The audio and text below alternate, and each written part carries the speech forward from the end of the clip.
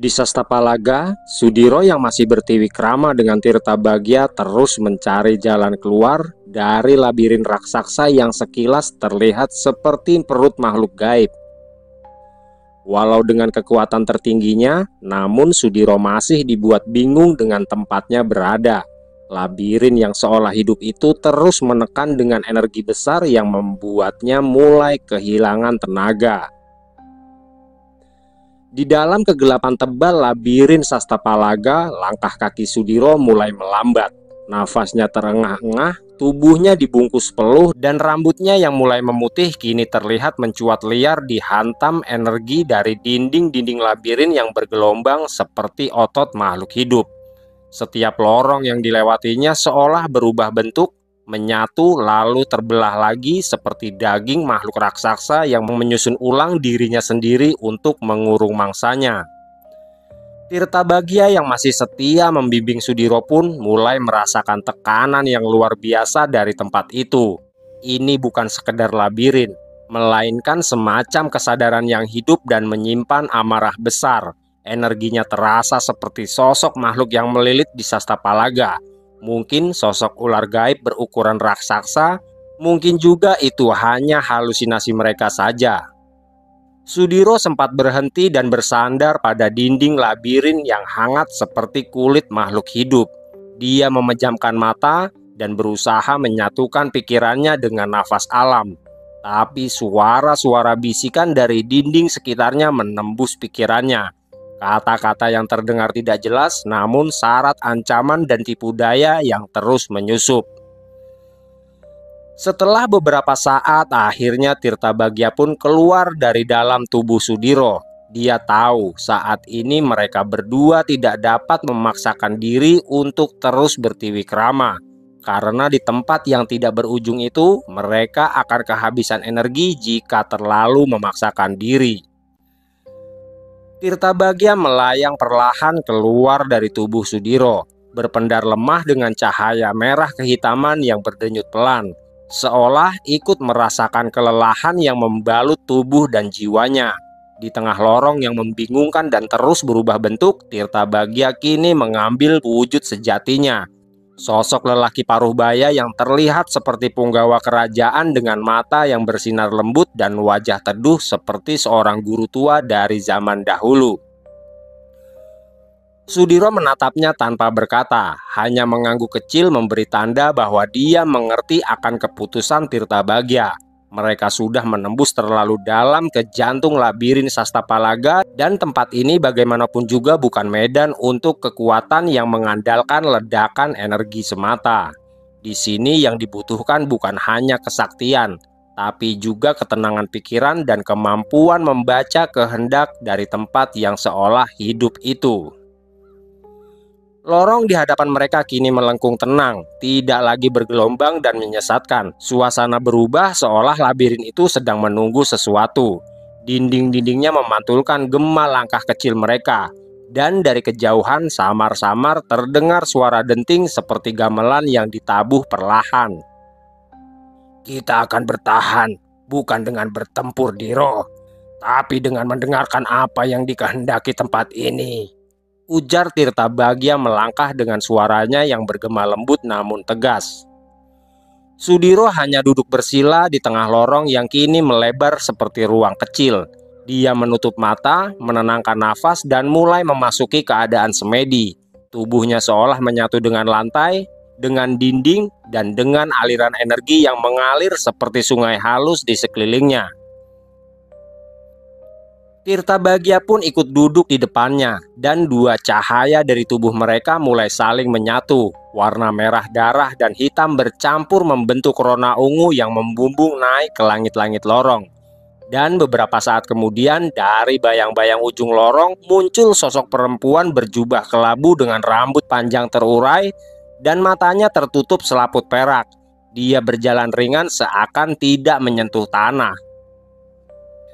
Akhirnya kalian menyerah juga, Kang Mas, ujar sosok perempuan cantik yang tidak lain adalah sosok Ayu Asmaraloka.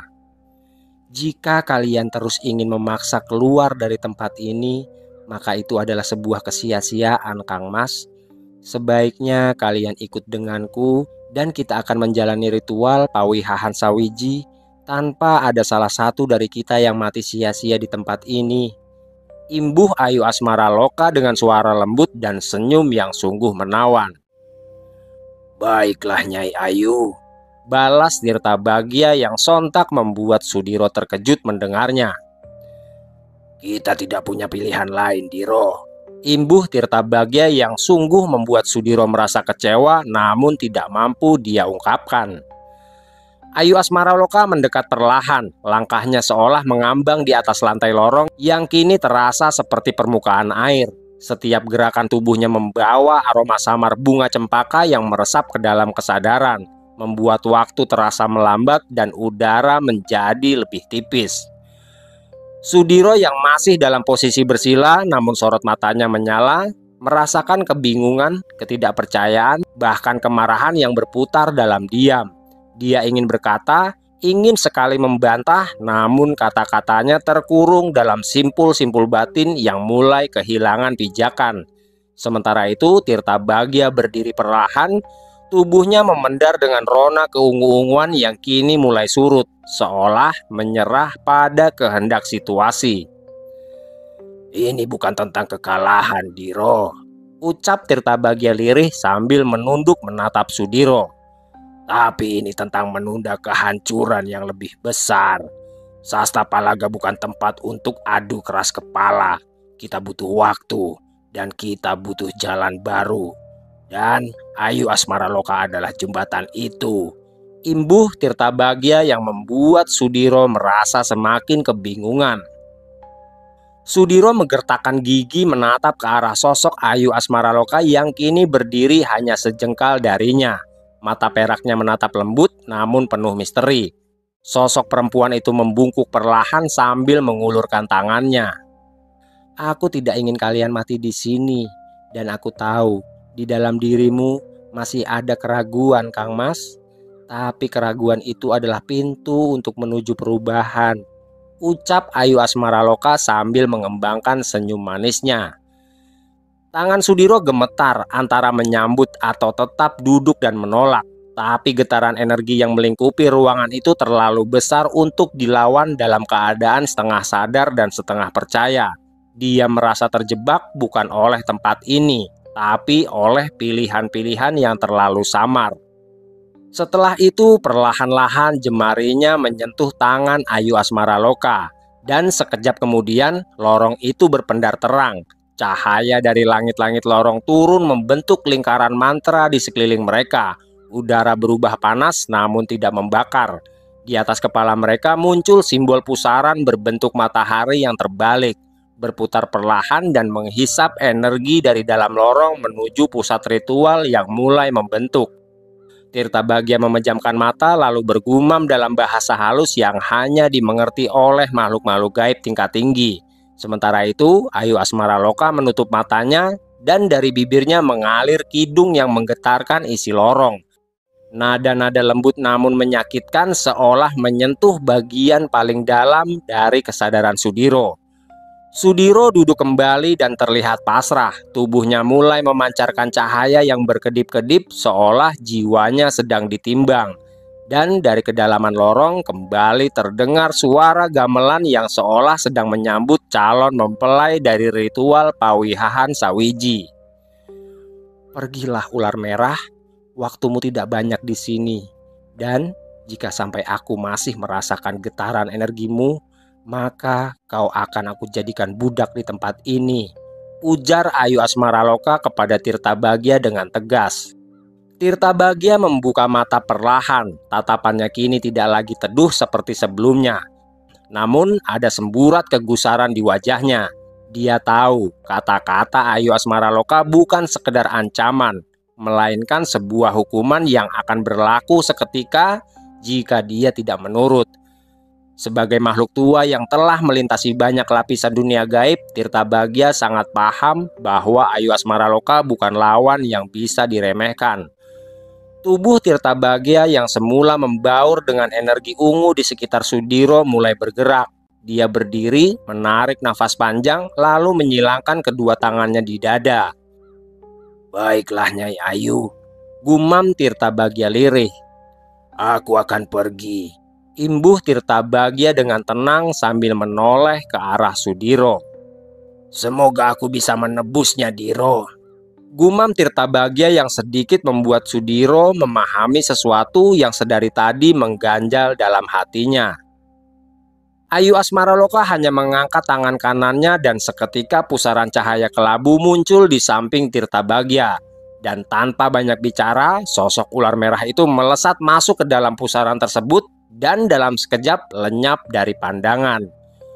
Suasana mendadak hening, hanya suara gamelan yang samar yang masih berdenting di kejauhan, seakan berasal dari arah yang tidak dapat ditentukan. Sudiro membuka matanya, tatapannya terlihat kosong, tapi bukan karena ketakutan. Dia seperti tengah berlayar jauh ke dalam dirinya sendiri, menyusuri bagian-bagian dari jiwanya yang belum pernah disentuh sebelumnya. Ayu Asmaraloka mendekatinya lalu menekuk lutut dan duduk tepat di hadapan Sudiro. Dia menyentuh dahi lelaki itu dengan dua jarinya. Dan dari titik itu cahaya lembut mengalir turun seperti air bening yang menyelimuti tubuh Sudiro dalam perlindungan halus. "Kau akan menjadi lebih dari apa yang kau kira, Kang Mas," ucap Ayu Asmaraloka perlahan. "Kau akan menjadi ayah serta leluhur dari makhluk-makhluk yang akan membawa kita menuju ke puncak kejayaan," imbuh Ayu Asmaraloka sambil tersenyum. "Sekarang ikutlah denganku, Kang Mas, karena sebentar lagi ritual itu akan segera kita mulai," ujar Ayu Asmaraloka sambil mengulurkan tangannya. Di sisi lain, Tirtabagya yang sudah berada jauh dari tempat Sudiro berada terus memandangi sebuah batu hitam besar yang berada di tengah tanah lapang yang sangat luas. Batu yang menjadi penanda gerbang Sastapalaga itu terlihat seperti batu biasa yang tidak memiliki energi apapun. Di sana, Tirtabagya masih menunggu Sudiro membacakan sebuah mantra yang mampu membawanya masuk kembali ke dalam tubuh Sudiro. Mantra itu adalah mantra pengikat yang diberikan oleh Abah Uta ketika pertama kali Sudiro menaklukkan Tirtabagya di sebuah sungai yang ada di ujung kulon. Apa yang dilakukan oleh Tirtabagya adalah sebuah pertaruhan besar, karena dia tahu jika tidak terlebih dulu keluar dari labirin hidup itu, dia tidak akan menemukan jalan untuk membawa Sudiro pergi dari tempat itu. Akan tetapi Tirtabagya juga tahu jika kemungkinan Sudiro membaca mantra tersebut sangatlah kecil, karena Ayu Asmaraloka pasti akan kembali memasung kesadaran Sudiro. Di bawah langit yang pucat dan sunyi, Tirtabagya berdiri kaku. Tubuhnya yang berwujud ular besar dan bersisik merah tampak menyatu dengan tanah lapang yang kosong itu. Dia menatap batu hitam yang berdiri diam seolah tanpa makna. Namun Tirtabagya tahu, dari sanalah semua akan kembali bermula atau berakhir. Dia telah mengambil resiko besar dengan meninggalkan Sudiro. Dan kini satu-satunya harapan adalah Sudiro bisa membaca mantra pengikat itu dalam keadaan tersadar penuh. Waktu di tempat itu terasa berbeda, angin tidak berhembus, langit tidak bergerak, dan suara apapun tidak pernah bergema. Seolah seluruh semesta menahan nafas menunggu satu kepastian kecil. Lama Tirtabagya diam hingga tiba-tiba dari dalam batu besar itu muncul riak halus seperti gelombang air yang menyebar dalam udara. Tirtabagya memicingkan mata, melihat cahaya samar keunguan yang menyelinap di antara retakan batu, yang membentuk aksara-aksara halus yang hanya bisa dibaca oleh makhluk-makhluk yang terikat oleh mantra pengikat jiwa. Akhirnya kau memahaminya, Diro. Gumam Tirtabagya dalam hatinya. Dia tahu itu bukanlah sebuah mantra, tapi lebih mirip gumaman dari jiwa, suara batin Sudiro yang terus menyebut namanya dalam kesadaran yang nyaris terbelenggu. Tirtabagya langsung merubah wujud menjadi sosok lelaki paruh baya. Setelah itu dia berlutut, lalu dengan suara rendah dan bergemuruh dia mulai membacakan bagian dari mantra pengikat yang hanya bisa terbuka jika dua jiwa saling menyambut. Saat mantra itu dilafalkan, langit bergemuruh pelan, retakan pada batu hitam semakin melebar, dan dan dari dalamnya muncul bayangan samar tubuh Sudiro yang terlihat tidak sempurna seperti pantulan pada permukaan air. Wajahnya tampak kelelahan, tapi matanya tetap menyala. Dia seperti ingin mengatakan sesuatu namun tidak mampu terucap. Sebutlah namaku, Diro. Sebut namaku dalam hatimu. Hanya itu yang perlu kau lakukan, ujar Tirtabagya yang semakin gelisah.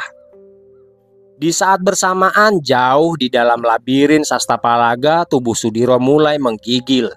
Ayu Asmaraloka yang tengah melantunkan Kidung Pawihahan merasakan gangguan energi yang tidak biasa. Dia membuka mata dan mendapati aura ungu pekat mulai menyelimuti tubuh Sudiro.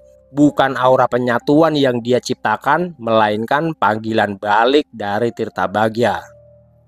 Tidak mungkin, bisik Ayu Asmaraloka sambil menatap tajam ke arah Sudiro. Mendapati adanya gangguan dari tempat lain, Ayu Asmaraloka bergegas mendekat. Dia hendak memutus aliran energi yang semakin membesar itu. Tapi tiba-tiba saja Sudiro membuka mata dan untuk pertama kalinya dia mengucapkan mantra yang selama ini tersimpan di sudut dalam kesadarannya. Mantra yang dulu dibisikkan oleh Abauta lalu terkunci bersama nama Tirtabagya. Sowanlah, sowan Kang Sinetyo, Tirtabagya, ucap Sudiro yang masih setengah sadar. Setelah mengucapkan kalimat mantra pemanggil itu, seketika tubuh Sudiro bergetar hebat. Dan dari balik lorong, suara ledakan mulai menggema. Angin berhembus kencang menyapu semua mantra yang telah dibangun oleh Ayu Asmaraloka. Dinding lorong bergemertak dan sinar keunguan menyambar ke arah Sudiro lalu menyelimuti tubuhnya. Ayu Asmaraloka mundur beberapa langkah. Wajahnya yang tenang mulai menunjukkan keterkejutan dan amarah. Dia mencoba mengikat Sudiro dengan tali cahaya, namun semuanya terbakar sebelum menyentuh tubuh sang lelaki calon pendampingnya itu. Dan dari langit-langit lorong muncul sebuah energi merah yang sangat kuat, membelah realitas seperti pisau menembus tirai gaib. Energi itu lalu masuk ke dalam tubuh Sudiro. Dan seketika itu juga ledakan energi besar menghempas seluruh ruangan dan membuat Sudiro berubah wujud menjadi sosok merah yang bersisik hitam. Wujud itu adalah bentuk dari Tiwikramanya bersama Tirtabagya. Dan setelah berada dalam wujud terkuatnya, dia langsung melesat pergi meninggalkan Ayu Asmaraloka yang tidak dapat melakukan apapun kala itu. Ayu Asmaraloka berdiri kaku dengan wajah dingin namun penuh dendam. Di balik mata peraknya tampak gelombang api yang mulai menyala perlahan. Jika pilihanmu seperti itu, maka aku akan membawamu ke dalam sebuah perang yang tidak pernah kau bayangkan, Kang Mas. Gumam Ayu Asmaraloka penuh dendam. Dan ketika gema langkah Sudiro yang telah berwujud sosok makhluk merah mulai sirna, langit-langit lorong Sastapalaga mengelupas seperti kulit tua yang dikupas dari luka lama. Dinding yang semula sunyi mulai merintih dan lantai yang keras berubah menjadi lumpur hitam yang mendidih. Kepergian Sudiro dalam wujud tertingginya bukan hanya membuat Ayu Asmaraloka gagal, tapi juga membangkitkan sesuatu yang selama ini tertidur jauh di dasar tempat itu. Ayu Asmaraloka tetap berdiri di tengah kekacauan yang mulai melanda. Gaunnya yang kelabu mulai berubah, berangsur menjadi jubah berwarna arang yang menjuntai hingga menyentuh tanah. Ujung rambutnya menyala, berkilau seperti kawat panas yang meleleh. Sementara aura di sekeliling tubuhnya memutar seperti pusaran air di tengah lautan. Kau bukan hanya menolak cintaku, Kang Mas, tapi kau telah menggagalkan mimpi yang sudah kupendam selama ratusan tahun di tempat ini, ujar Ayu Asmaraloka dengan suara yang bergetar. Aku akan datang padamu dan akan menjadikanmu budak nafsuku, Kang Mas. Setelah kau memberi benih itu, aku akan mengulitimu hidup-hidup. Imbuh Ayu Asmaraloka yang segera memanggil makhluk-makhluk gaib Sastapalaga untuk mencari keberadaan Sudiro. Di sisi lain, Sudiro yang sudah berada di luar istana Ayu Asmaraloka tidak berhenti-hentinya mengucap rasa syukur dan terima kasih kepada Tirtabagya. Jika saja sosok ular merah itu tidak mengambil sebuah keputusan besar yang sempat membuat Sudiro merasa kecewa, mungkin kini dia sudah berada di dalam cengkeraman Ratu Ular penjaga gerbang Sastapalaga itu. Namun Tirtabagya hanya tertunduk tenang dan mulai kembali menyatu dalam lingkaran aura Sudiro yang mulai terlihat tenang. Dia tidak meminta pujian dan tidak menuntut balasan. Sosok ular merah itu tahu bahwa kesetiaan bukanlah tentang disanjung, tapi tentang berdiri di titik paling rapuh ketika harapan hampir sirna. Langit di atas Sastapalaga mulai terlihat cerah meski hanya sejenak. Awan yang tadi menggumpal kelam kini terpecah pelan, menyisakan cahaya remang yang jatuh tepat di atas Sudiro. Sinar itu seperti tanda kecil dari alam bahwa dia berhasil keluar dari perangkap kegelapan. Meski bayang-bayang dendam Ayu Asmaraloka masih tertinggal di belakangnya. Yang terpenting saat ini, kita harus segera menemukan Gatra Pawira dan yang lainnya, Diro, ujar Tirtabagya yang masih berdiri di samping Sudiro. Apakah mereka juga mengalami hal yang sama dengan kita, Ki? Tanya Sudiro dengan penuh rasa khawatir. Akan tetapi belum sempat Tirtabagya menjawab pertanyaan dari Sudiro, tiba-tiba saja energi besar bergerak ke arah mereka. Dan dalam sekejap langit terbelah oleh cahaya. Wana rupa dalam bentuk Eyang Nagawana turun dengan sayap emasnya yang membentang megah, menyapu udara dengan suara gaungan alam. Bersamanya ada Bolorejo, Gatra Pawira, Wana Geni, dan juga Ki Condrowongso. Sudiro tersenyum tipis. Mereka tidak berkata-kata, hanya saling menatap. Dan dalam pandangan itu sudah cukup untuk saling memahami apa yang telah terjadi. Tidak butuh penjelasan panjang, tidak butuh air mata. Mereka tahu satu babak telah berakhir dan babak berikutnya akan jauh lebih besar serta lebih berbahaya. Mereka semua memandang ke arah batu hitam sama seperti ketika mereka pertama kali tiba di sana.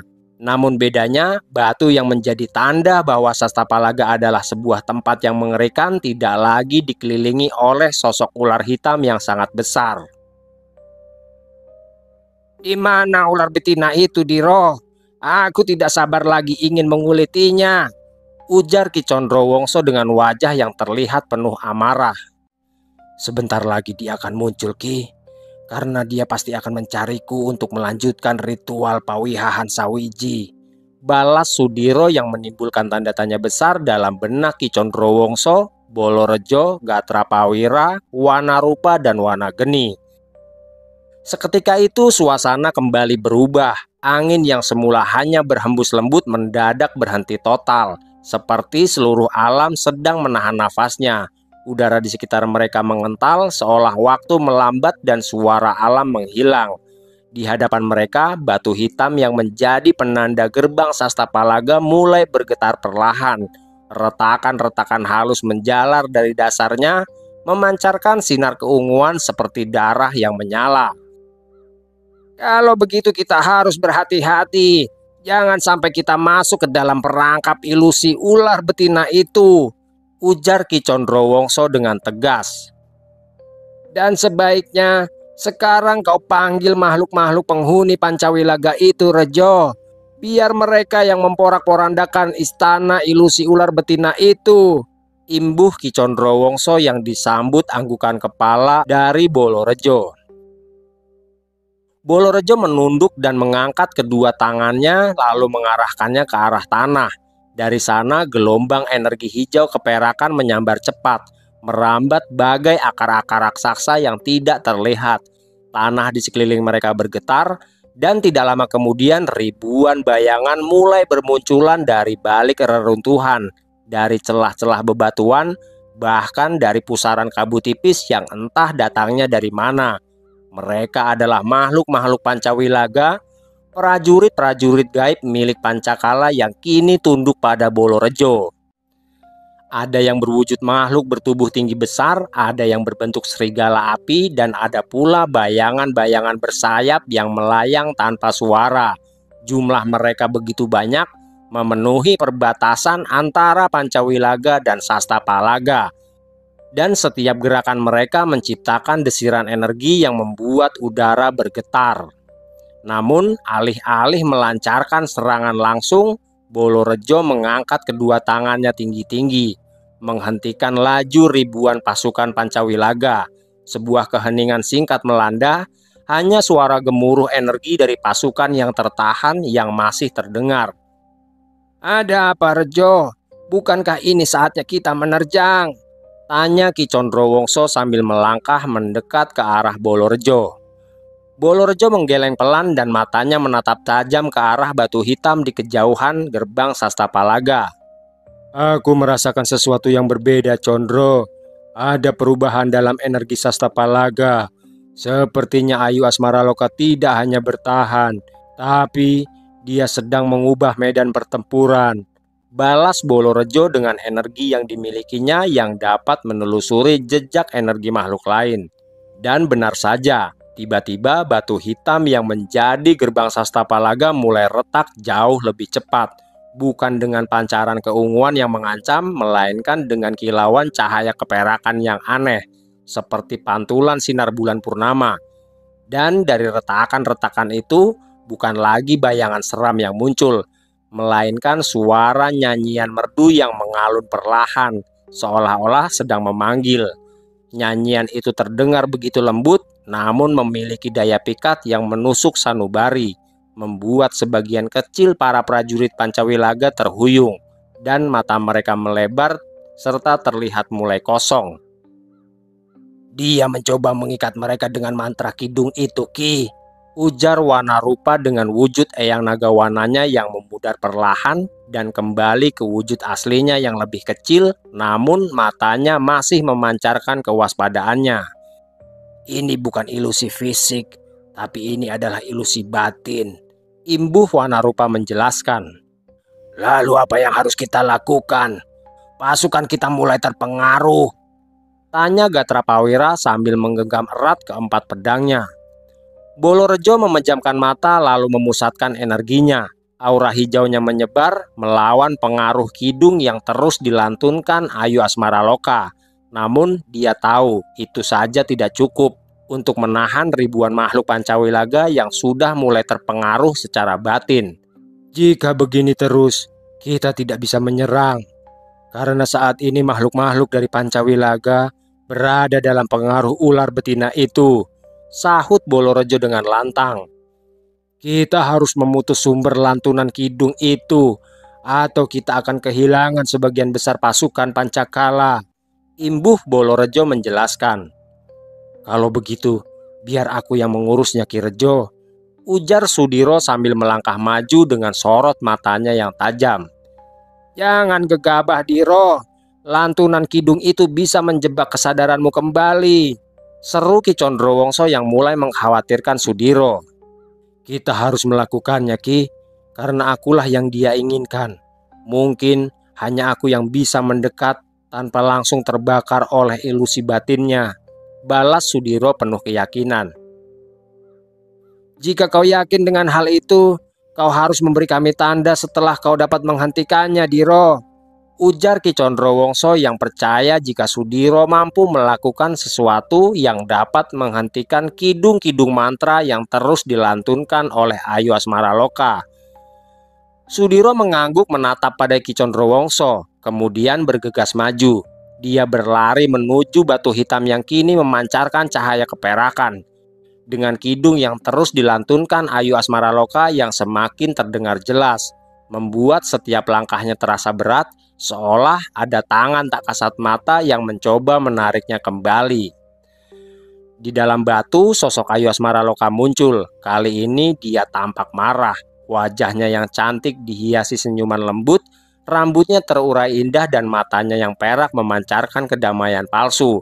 Dia mengulurkan tangan ke arah Sudiro seolah menyambut kekasihnya.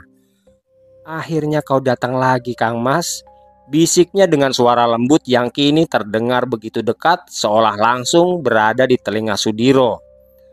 "Mari kita selesaikan ritual kita, Kang Mas, dan kita akan berkuasa bersama-sama," imbuh Ayu Asmaraloka. Sudiro merasakan tarikan kuat di dalam jiwanya, sebuah godaan yang begitu manis hampir membuatnya luluh.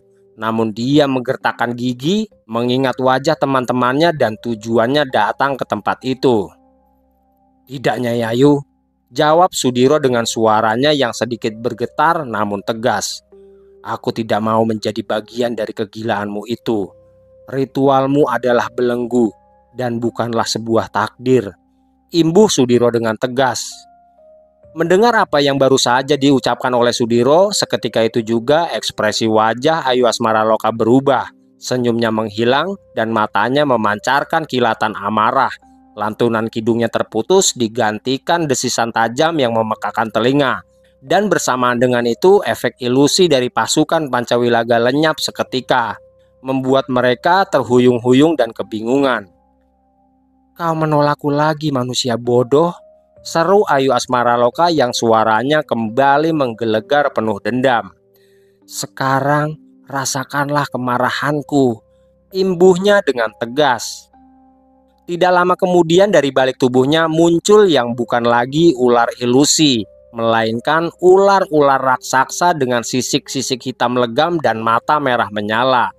Mereka berjumlah puluhan dengan masing-masing setinggi pohon dan merangkak keluar dari celah-celah tanah di sekitar Ayu Asmaraloka. "Sekarang Rejo!" teriak Ki Condrowongso yang melihat peluang bagus yang diciptakan oleh Sudiro. Bolorejo pun mengayunkan tangannya ke depan, memberi tanda kepada ribuan makhluk gaib yang kini berada di bawah komandonya. Ribuan makhluk gaib itu meraung serentak dan menyerbu ke depan. Mereka menghantam ular-ular raksasa dengan penuh kekuatan hingga menciptakan benturan yang menggetarkan seluruh Sasta Palaga. Benturan dahsyat itu bergemuruh mengguncang tanah dan membuat debu-debu berterbangan ke segala arah. Ular-ular raksasa menggeram, sisik mereka yang keras beradu dengan kekuatan makhluk gaib yang tak kalah dahsyatnya. Bolorejo memimpin serangan dengan pukulan-pukulan akar raksasa yang melilit dan menghentak. Sementara itu Gatrapawira dan Wanarupa menyusup di antara ular-ular itu sambil mengayunkan pedang dan menghembuskan nafas api bercahaya. Wanageni dan Ki Condrowongso bertarung di tengah-tengah kerumunan. Walau serangan ular yang berusaha melilit dan menggigit wajah, Wanageni dalam wujud raksasanya yang menyala mengayunkan tinju berbalut api membara, menghancurkan beberapa ular sekaligus. Sementara itu Ki Condrowongso dengan tongkat sakralnya melemparkan mantra-mantra pelindung dan serangan gelombang energi yang melumpuhkan gerakan ular-ular raksasa itu. Namun, ular-ular itu tetap tidak dapat dikalahkan dengan mudah. Mereka menggeliat dan merayap ke segala arah, mencoba mengurung Bolorejo dan yang lainnya, serta makhluk-makhluk gaib dalam pertempuran itu. Suara desisan mereka menakutkan dan menggema di seluruh lembah Sasta Palaga. Di tengah pertarungan sengit itu, Sudiro melesat ke atas salah satu ular besar. Dengan gerakan lincah, dia menembus sisik hitam legam yang keras, lalu menancapkan bilah keris patrem yang memendarkan energi hitam ke jantung makhluk itu. Ular raksasa tersebut meraung kesakitan dan menggulung tubuhnya dalam ledakan cahaya, sebelum akhirnya roboh dan menghilang menjadi kepulan asap hitam pekat. Melihat kesempatan itu, Bolorejo mengumpulkan energi akar yang lebih besar, lalu mengayunkan kedua tangannya ke depan dengan kekuatan penuh. Akar-akar raksasa memancar ke segala arah, menjerat dan menghancurkan ular-ular yang tersisa satu persatu. Serangan brutal itu memaksa Ayu Asmaraloka mundur dari tengah medan pertempuran. Matanya yang merah menyala memancarkan amarah dan dendam yang sangat mendalam.